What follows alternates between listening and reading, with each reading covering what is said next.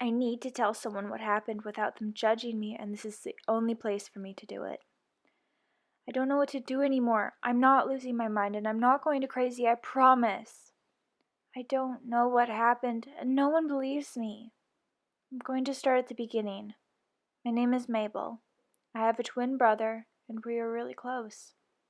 We have the tendency of getting into trouble. Like, a lot.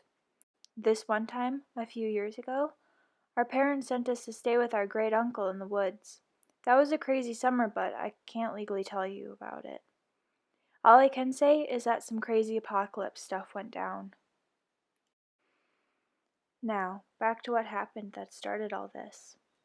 Like I said, my name is Mabel, but 3 years ago, I died. At least, I think I did. I just remember being hurt, really hurt. My brother was screaming my name. I was holding my head as I cried, and everything went black. When I woke up, I was in the woods surrounded by these weird symbols that I don't recognize. I removed a leaf from my hair and noticed a string of numbers on my arm. They look familiar. Then I saw him. There he was.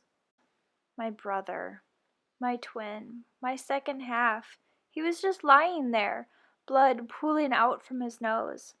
There was nothing else I could do, and no matter how much I called him, shook him, saying that I was going to go get help, it was obvious that he was already gone. I didn't know what to do anymore, so I left to go get help. I wandered around those woods for a while. A few hours, a few days, a few months. I wasn't sure how long it was. I trudged through those woods until I found this road. It was a dirt road, like you'd find in the country. I sauntered on that road until a car showed up and slowed down. A man got out of the driver's seat, yelling at me. "Oh my God, Mabel, is that you?" He ran over to me, saying it over and over again. "Mabel, is that truly you?" I backed away from him slowly. I've never seen this man in my life. When he saw that I was frightened, he pulled out his phone and made a call, all while telling me just to stay where I was and that I was going to be okay. A little bit later, the police showed up, and they questioned me. I told them to go back into the woods and help my brother and to help me find my way back home. They told me I didn't have a brother, and that scared me even more. They took me home, or to where they said was my home. The family all ran out, calling my name. "Mabel, Mabel, is that truly you?" But this wasn't my family. I've never seen them before. The police told them that I was just in shock and I didn't know what to say. They all looked so relieved to have me back, that their Mabel was home. But I wasn't their Mabel, and they were not my parents. They brought me inside and asked me what I remembered, and when I told them nothing, they cried. They told me my sisters missed me. They told me everything was right where I left it in my room when I disappeared. I don't understand. This isn't my home. This isn't my family. This isn't my room, and I don't have sisters. They assured me that I would remember later. No matter how much I told them that I needed to go back to my brother, I needed him. I needed to know he was okay, and if he wasn't okay or dead, he needs a funeral, and I need to be there. And through all of my complaining and crying and yelling about him, they would just smile and respond, "Oh, Mabel, you don't have a brother. You don't have a twin. You only have sisters."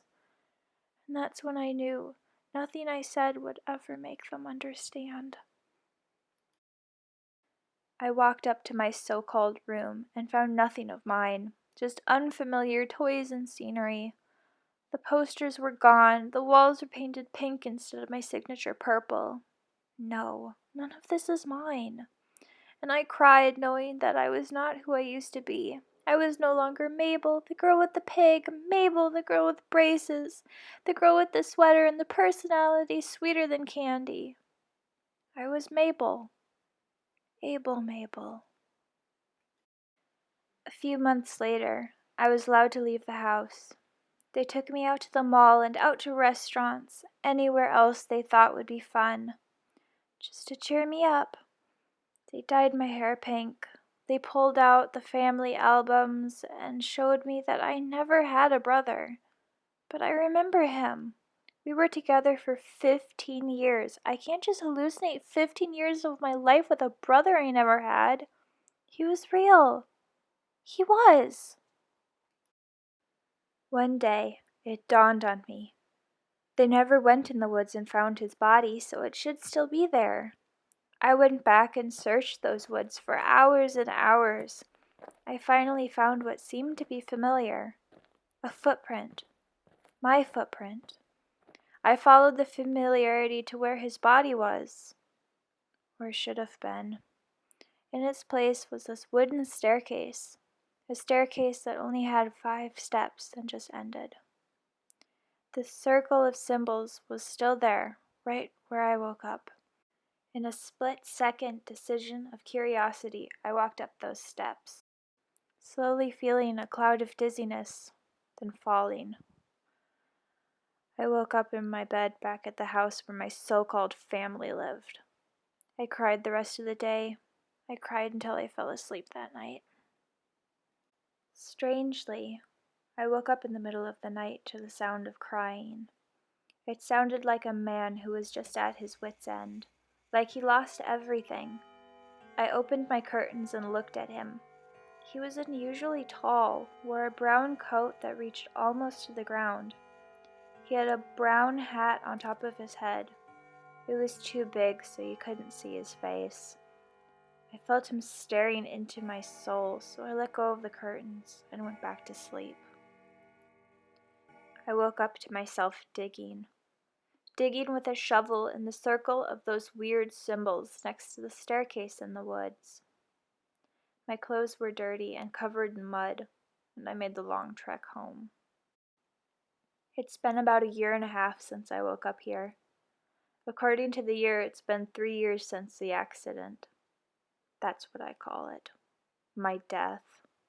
People think I've lost it, that I'm slipping. But I know I'm not supposed to be here. The figure in the coat is outside my window as I write this. He's almost always out there, looking in and crying.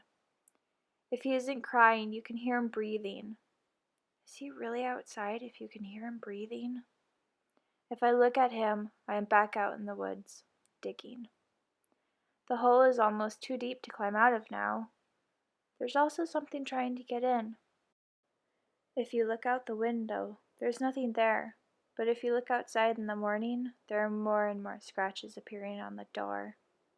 I often wonder what would happen if I let it in. Hey bro, if you're out there, I don't know why I'm here or how to get back. I'm so sorry. The figure just got closer.